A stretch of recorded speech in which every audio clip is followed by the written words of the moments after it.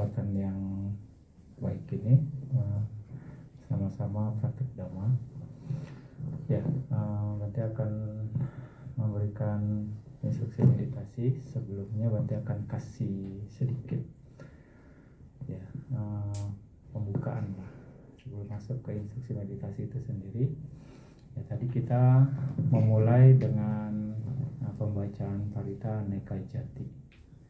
Ini Parita Neka Jati ini syair pertama yang muncul dalam pikiran Buddha setelah tercerahkan.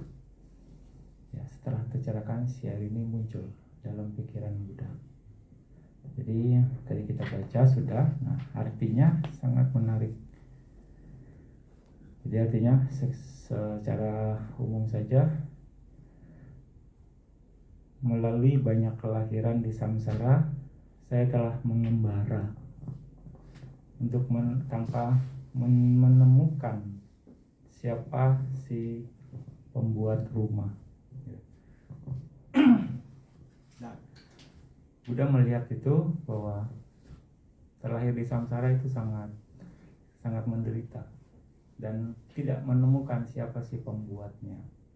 Jadi kelahiran adalah penderitaan karena lahir lagi. Lalu setelah tercerahkan, Buddha bilang, oh, si pembuat rumah Anda telah saya temukan. Nah, Anda tidak akan bisa membangun rumah baru lagi. Semua balok kayunya, rakit-rakitnya dikatakan sudah patah, sudah dihancurkan. Tiang utamanya juga telah dihancurkan. Dan pikiran saya telah mencapai keadaan tidak berkondisi di sangkaran gatang citang. Nah, dan kemelekatan berakhir ya, kemelekatan sudah saya capai. Buddha katakan seperti itu. Nah, untuk bisa mencapai akhir dari kemelekatan perlu matangnya kebijaksanaan. Ya, perlu matangnya kebijaksanaan untuk bisa mengerti segala sesuatu apa adanya. Dan karena mengerti, akhirnya kita akan kebijaksanaan kita akan jadi matang. Akhirnya lama-lama kemelekatan akan berkurang. Karena kemelekatan berkurang, maka kekotoran batin juga lambat laun akan berkurang, bertahap sesuai dengan tahapannya. Sampai akhirnya kita bisa melepaskan semua kemelekatan dan ya, melepaskan semua kekotoran batin. Nah, untuk itu perlu kebijaksanaan. Matangnya kebijaksanaan untuk bisa terbebas dari penderitaan, satu-satunya mau dibilang hanya dengan meditasi. The only way, just meditate to attain nibbana.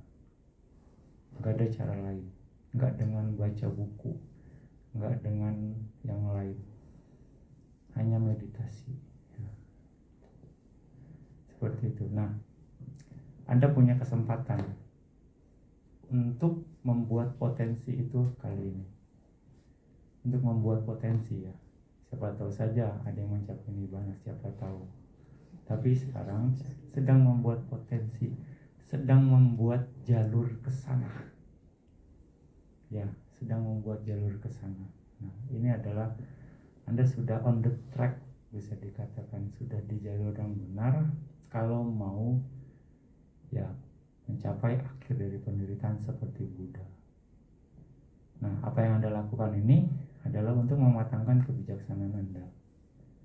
Ya, jadi betul-betul manfaatkan kesempatan ini dengan baik.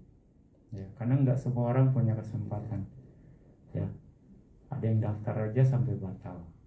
Nah, ada yang mau daftar waiting list mungkin. Terus ada yang daftar batal. Nah, bisa dikatakan variasinya banyak. Nah, Anda punya kesempatan sekarang kali ini. Nah, untuk bisa mematangkan kebijaksanaan, sekali lagi, perlu kebajikan yang besar, kebajikan yang kuat, terus menerus. Nah, apa yang Anda lakukan di sini saat ini, bermeditasi dan menjaga sila Anda akan menghasilkan kebajikan yang sangat besar. Anda akan menghasilkan kebajikan yang sangat tinggi. Selain membuka jalan, selain membuat jalan, membuat potensi ke arah sana, ke nibbana, Anda juga sedang mengumpulkan kebajikan, energi baik, yang mana energi ini, potensi kebajikan ini akan sangat bermanfaat untuk kita pakai, ya, kekuatannya untuk mematangkan kebijaksanaan kita. Ya, sangat penting sekali kalau Anda memang mau ke sana.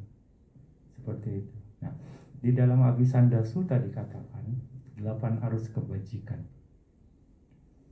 8 arus kebajikan yang kalau dilakukan ini merupakan nutrisi untuk kebahagiaan yang amat menyenangkan dan pematangan dalam kebahagiaan dan kondusif atau sesuai untuk ke surga. Kalau Anda mau ke surga bisa dikatakan. Tapi ya Anda sudah tahu istilahnya ya nibbana sa pacaya hotu itu yang terbaik. Apalagi Anda sebagai praktisi spiritual, ya, surga itu hanya efek samping bisa dikatakan.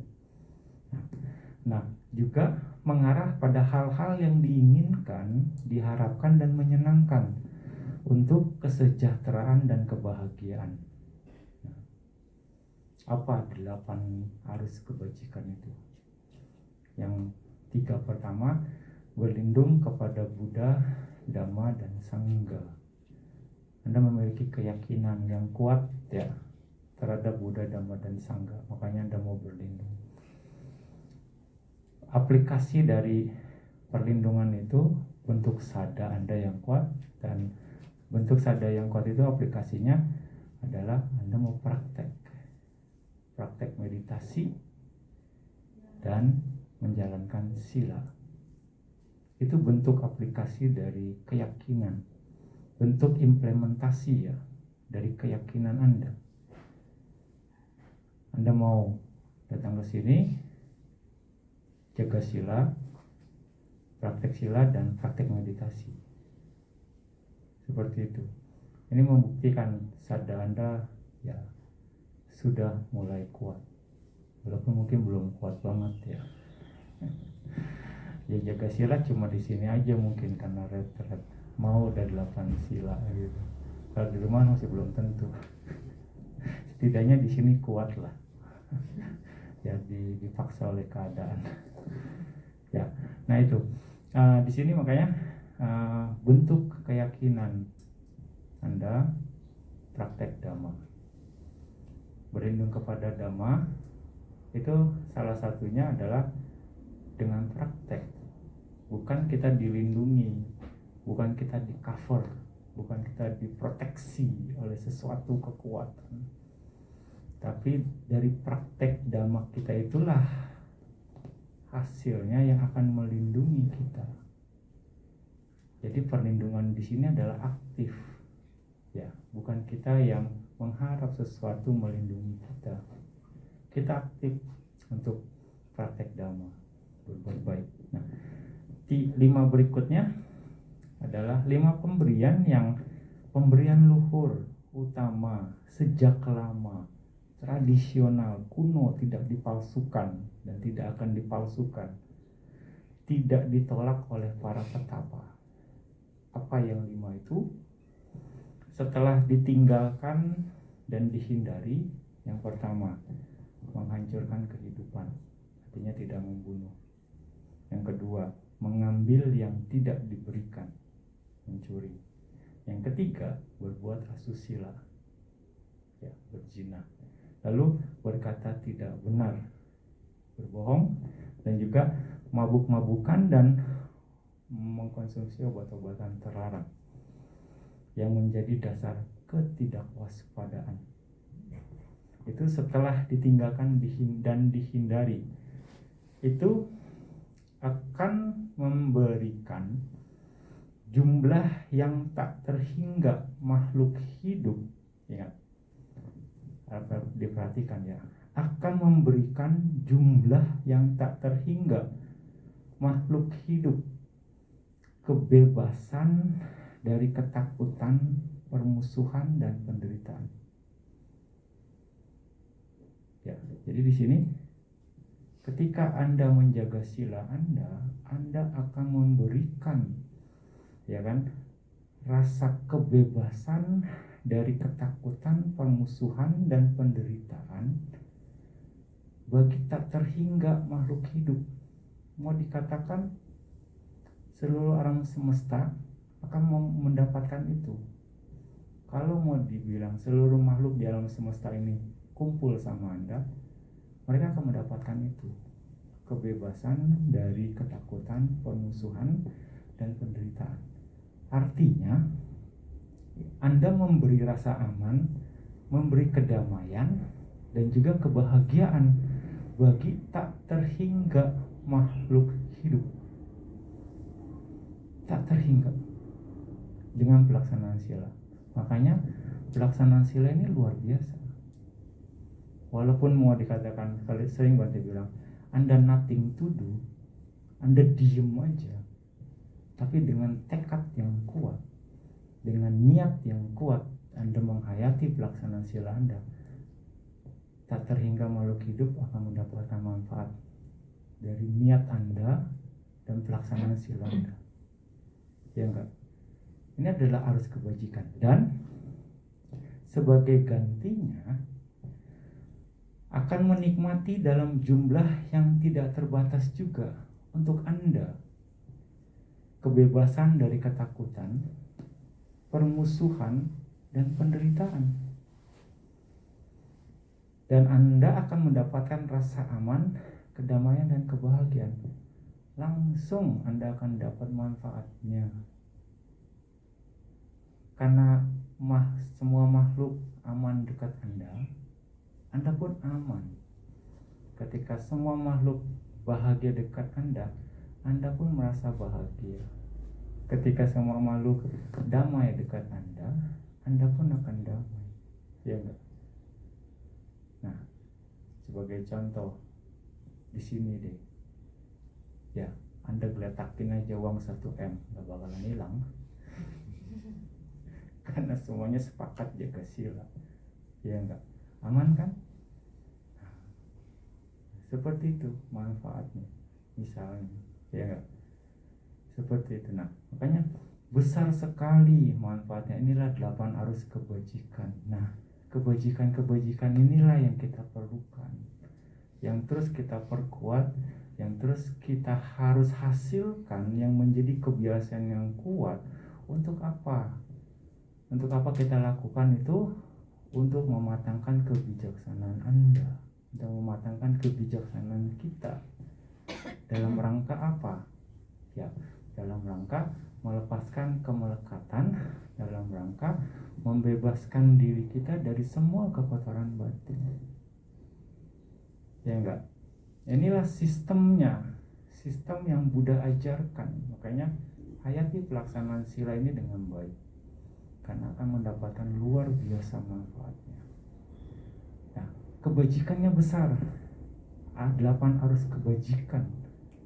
Makanya ada satu dikatakan juga, kalau Anda jaga sila Anda dengan baik, apapun Anda bisa, yang Anda inginkan bisa tercapai. Karena apa? Kebajikannya besar. Tapi pelaksanaan sila Anda harus kuat. Enggak sekali sehari pelaksanaan sila Anda langsung ngarep apa-apa gitu. Enggak. Anda harus rutin.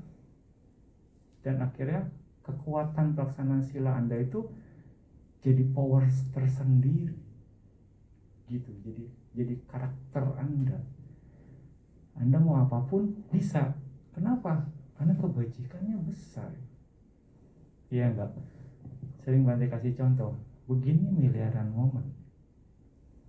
Artinya dengan menjentikan jari begini, miliaran karma baik dihasilkan kalau Anda berbuat baik dalam sejentik jari.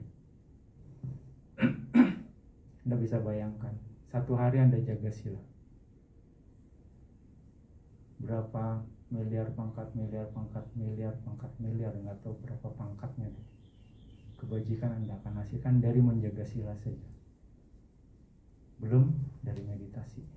Ya, ini besar sekali. Dan kebajikan itu diperlukan. Seseorang yang memiliki kebajikan yang besar, ya, pikirannya akan cenderung tenang. Ada kebahagiaan lah dalam pikirannya besar. Dan seorang yang memiliki kebahagiaan dalam pikirannya, itu pikirannya akan mudah tenang. Seorang yang mudah tenang, orang yang tenang pikirannya akan mudah untuk berkonsentrasi. Seseorang yang berkonsentrasi, Buddha katakan, samading bikawe, baweta samahito bikawe, biku yata butang pajanati. Perkuat konsentrasi para biku. Dengan konsentrasi, seseorang biku akan mengerti, memahami sesuai dengan kenyataannya sebagaimana adanya. Dengan kekuatan konsentrasi, Anda akan bisa mengerti sebagaimana adanya semua fenomena Dhamma. Kenapa? Bagaimana Bante? Kok bisa? Gitu. Dengan konsentrasi, kita bisa melihat atau memahami fenomena sebagaimana adanya. Karena pikiran yang terkonsentrasi akan menghasilkan cahaya yang sangat terang dan lebih terang dari cahaya matahari. Ya, dengan bantuan cahaya itu, ya, dengan bantuan cahaya tersebut, kita akan melihat semua fenomena Dhamma sebagaimana adanya. Ya, dengan melihat fenomena Dhamma sebagaimana adanya, Anda mengerti, memahaminya. Karena melihat, Anda mengerti, memahaminya. Karena memahaminya dengan baik, kebijaksanaan Anda akan matang. Oh, begini ya. Oh, seperti ini ya. Anda tercerahkan, mau dikatakan. Bisa dikatakan saya, ya. Sering, oh begini. Anda kebijaksanaan Anda akan matang. Dengan matangnya kebijaksanaan Anda, sekali lagi, kemelekatan Anda berkurang. Karena Anda paham, semakin bijak, ya semakin gak melekat. Otomatis semakin gak melekat, kekotoran batin Anda pun berkurang. Terus Anda rutin, Anda tekun, sampai akhirnya Anda bisa melepaskan semua kekotoran batin Anda. Ya. Sampai Anda akhirnya bisa melepaskan semua kemelekatan Anda. Setelah itu Anda terbebas dari penderitaan. Akhirnya seperti yang Buddha katakan, Buddha mencapai kondisi pikiran yang tidak berkondisi, keadaan yang tidak berkondisi, mencapai nibbana, akhir dari kemelekatan. Kita mengarah semua ke sana. Ya, itu makanya tujuan dari meditasi, tujuan dari memperkuat konsentrasi. Ya, kayaknya Anda punya kesempatan itu. Makanya tujuan dari meditasi adalah untuk mengetahui dan melihat kebenaran, untuk menembus dan melihat kebenaran atau Dhamma itu sendiri. Ya, mengetahui dan melihat Dhamma adalah jalan untuk merasakan kebahagiaan yang sesungguhnya, yaitu nibbana tanpa kematian. Bagaimana caranya? Sekali lagi, perkuat konsentrasi. Ya, perkuat konsentrasi seperti yang Buddha ajarkan dalam Samadhi Sutta. Nah, jadi bagaimana untuk memperkuat konsentrasi? Dengan melatih pikiran Anda. Dengan melatih pikiran, melatih bagaimana? Melatih untuk memegang satu objek saja. Ya, objek meditasi. Objek meditasi. Karena pikiran orang pada umumnya tidak terlatih memegang satu objek. Pikiran orang terbiasa memegang objek, berganti-ganti objek. Nah, pikiran yang tidak terlatih mengarahkan kita pada penderitaan. Buddha mengatakan tidak ada hal lain yang lebih berbahaya selain pikiran yang tidak terlatih. Buddha juga mengatakan bahwa Buddha tidak melihat hal apapun yang lebih baik atau bermanfaat selain pikiran yang terlatih. Pikiran yang terlatih memegang satu objek disebut pikiran yang terkonsentrasi. Ya, Anda punya kesempatan itu. Nah, apa itu konsentrasi? Konsentrasi adalah keterpusatan pikiran atau kesadaran pada satu objek. Ya, keterpusatan pikiran atau kesadaran pada satu objek itu dibilang konsentrasi. Kalau Anda latihan nafas, anapanasati, berarti objek Anda adalah nafas masuk dan nafas keluar. Berarti kesadaran Anda, keterpusatan pikiran Anda hanya pada nafas masuk dan nafas keluar saja. Ketika Anda bisa mengamati, menyadari nafas masuk dan nafas keluar, Anda dibilang sudah punya konsentrasi. Ya, seperti itu. Walaupun cuma masuk keluar tahu, itu sudah ada konsentrasinya. Ya, itu yang harus kita pahami. Lalu bagaimana memperkuat konsentrasi? Memperkuat konsentrasi artinya memusatkan atau mempertahankan kesadaran atau pikiran pada objek meditasi saja terus menerus dalam jangka waktu yang lama. Ya, jadi Anda hanya tahu objek meditasi saja, bukan yang lain. Ini komitmen Anda supaya konsisten dalam meditasi. Anda sepakat misalnya anapanasati, nafas, atau yang lain Buddha Nusati, atau yang lain yang meta. Anda harus sepakat hanya satu objek meditasi saja yang terus Anda amati, yang Anda ketahui, bukan yang lain. Kalau gitu, kalau Anda mengetahui yang lain, berarti Anda tidak terkonsentrasi pikirannya. Nah, untuk memperkuatnya, berarti Anda terus mempertahankan kesadaran Anda pada objek meditasi saja terus menerus dalam jangka waktu yang lama. Contohnya, Anda bisa menyadari nafas selama 5 menit. Artinya, konsentrasi Anda kuat selama 5 menit. Anda bisa menyadari objek meditasi Anda 15 menit, artinya konsentrasi Anda kuat 15 menit. Anda bisa tahu nafas Anda setengah jam, artinya Anda konsentrasinya kuat selama 1,5 jam. Seperti itu. Menjaga terus, menyadari terus objek meditasi Anda selama mungkin.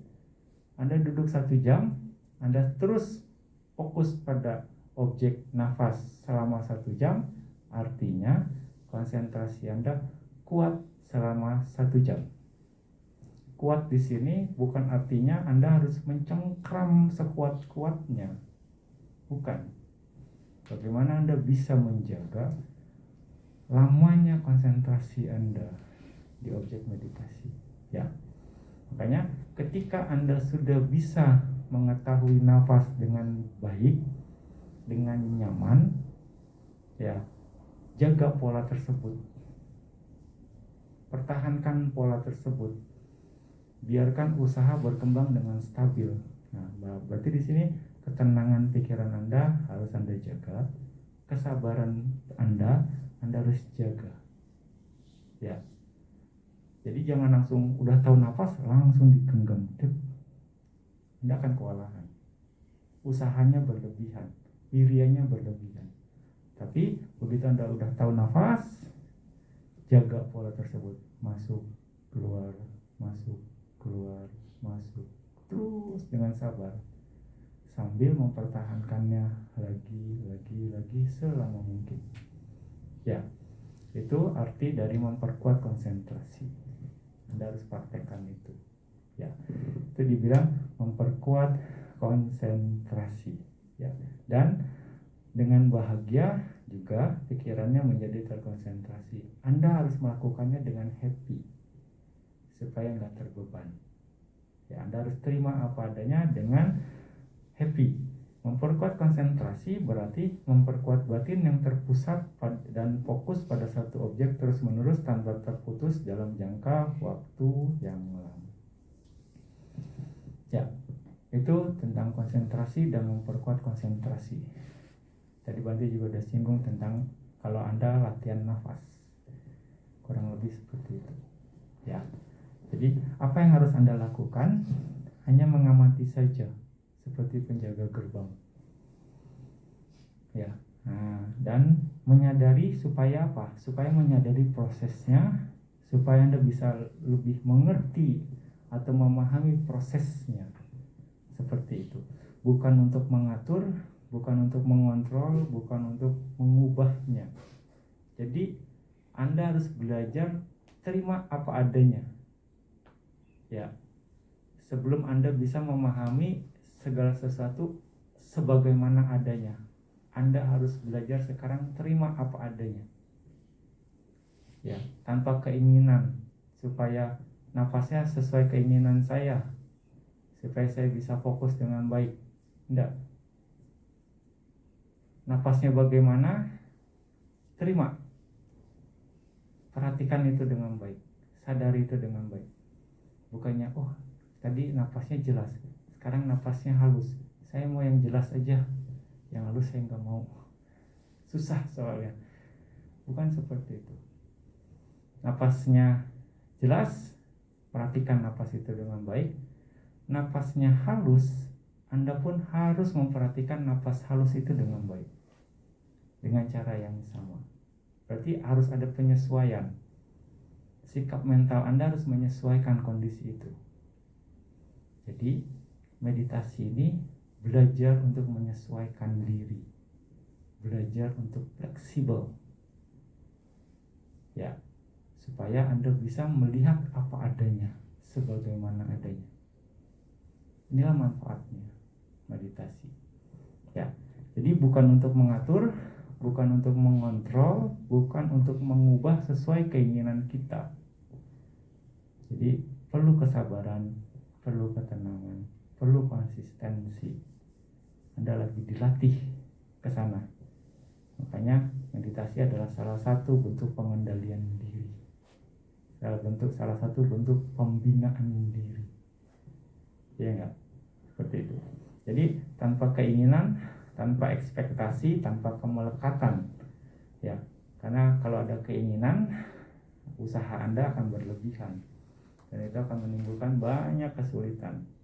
Ya, banyak kesulitan. Karena jadi nggak normal bisa dikatakan. Nah, Anda harus bernapas secara alami, natural, dengan pikiran yang tenang. Anda harus mengarahkan, menempatkan kesadaran atau pikiran ke objek meditasi, yaitu napas masuk dan napas keluar. Mempertahankannya, pikiran tersebut pada objek meditasi. Setelah mengarahkan dan menempatkan kesadaran, Anda harus mempertahankannya, kesadaran tersebut pada objek meditasi, yaitu napas masuk dan napas keluar Anda. Kalau Anda objeknya anapanasati, kalau yang meta dengan meta, kalau yang Buddha Nusati perenungan Buddha, terus ke kualitas Buddha itu sendiri. Ya, dan biarkan usaha berkembang dengan stabil. Biarkan usaha berkembang dengan stabil.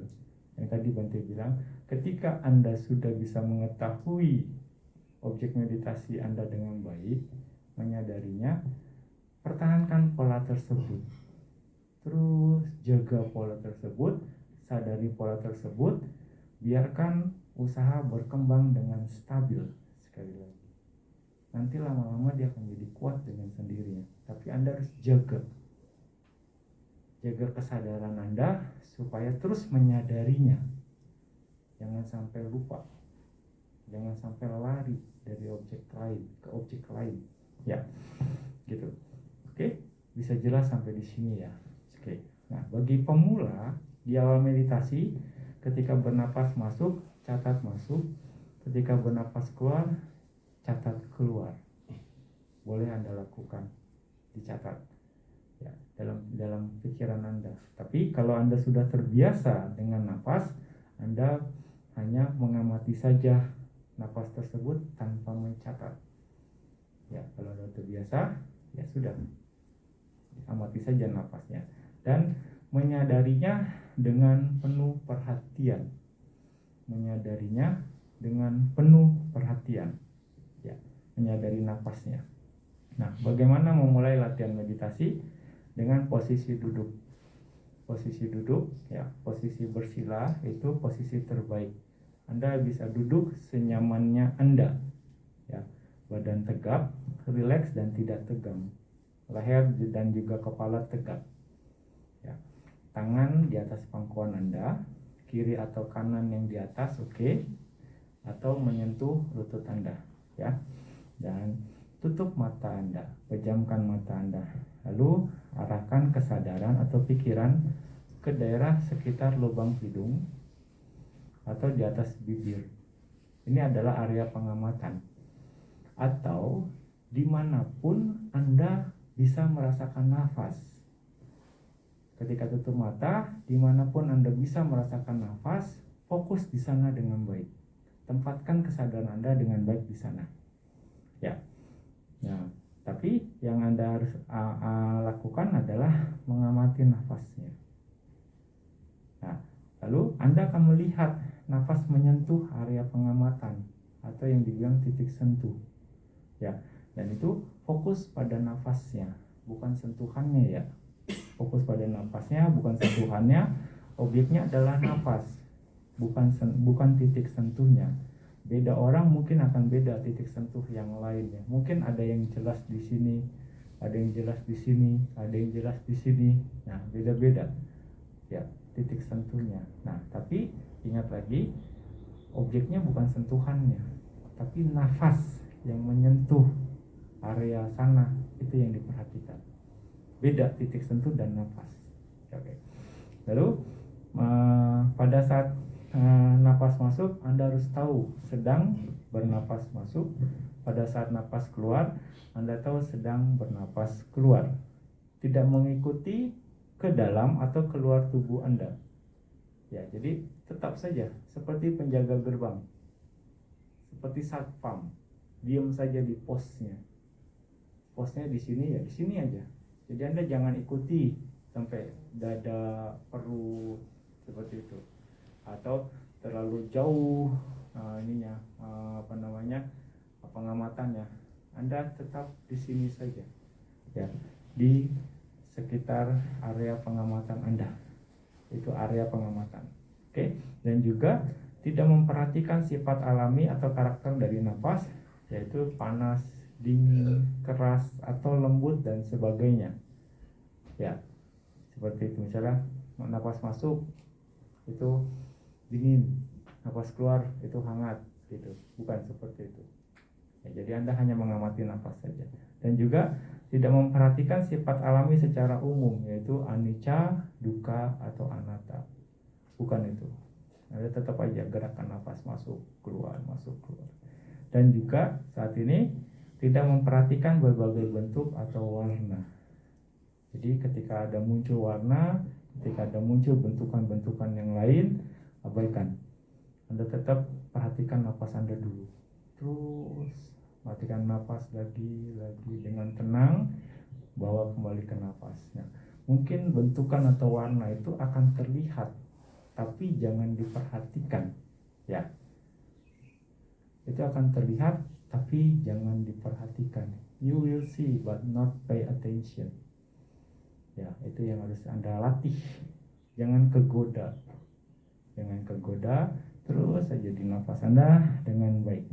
Lalu ketika sedang mengamati nafas, pikiran lain muncul, ya, maka harus disadari dengan cepat. Muncul pikiran, sadari dengan cepat. Jangan memperhatikan pikiran tersebut, jangan mengikutinya. Walaupun pikirannya muncul berhubungan dengan dhamma, misalnya bacanya parita atau isi kata-kata dhamma, Anda harus sadari dengan cepat, kembalikan lagi ke nafas. Ya, walaupun itu, karena itu bukan objek meditasi Anda. Objek meditasi Anda misalnya nafas ya, nafas. Langsung sadari dengan cepat. Lalu kembali ke nafas dengan lembut dan tetap tenang, tanpa tertarik pada pikiran-pikiran tersebut. Kapanpun ketika pikiran mengembara, bawa kembali dengan tenang ke nafas. Ingat, bawa kembali dengan tenang ke nafas Anda. Jangan kecewa atau gelisah juga pada saat pikiran mengembara. Terima saja. Oh ya, tenang saja. Balikin lagi. Balikin lagi terus seperti itu. Ya. Dan ketika pikirannya yang muncul itu terlalu kuat dan sering, Anda pakai cara menghitung.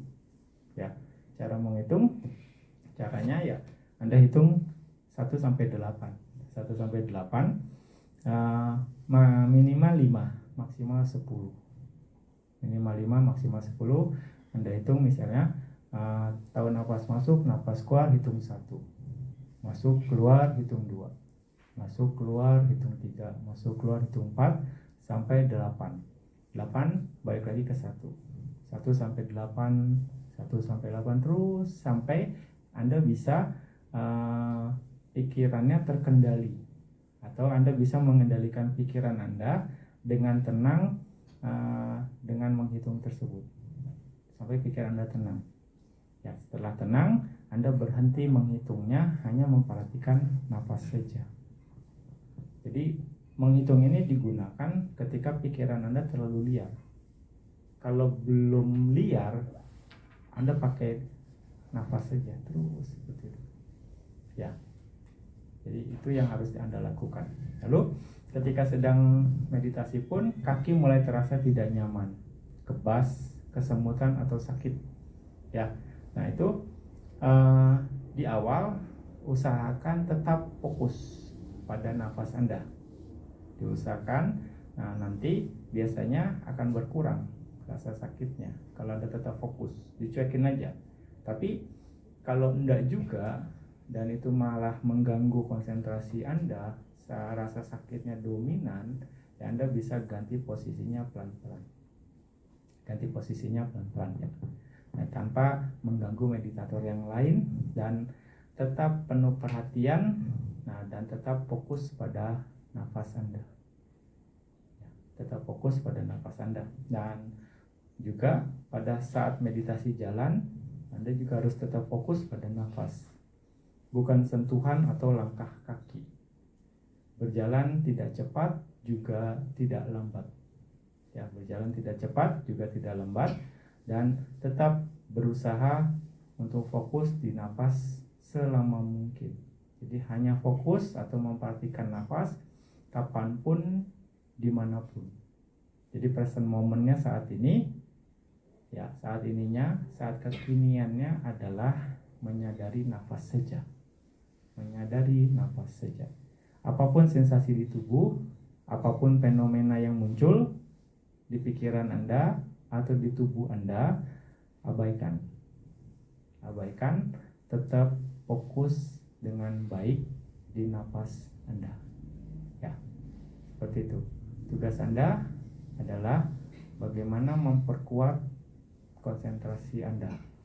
Setelah konsentrasi Anda kuat, bagaimana Anda memperbaiki kualitas konsentrasi Anda. Ya. Seperti itu. Sudah kuat, perbaiki kualitasnya lagi. Lakukan itu dengan napas yang alami, dengan pikiran yang tenang dan penuh perhatian pada objek nafas Anda.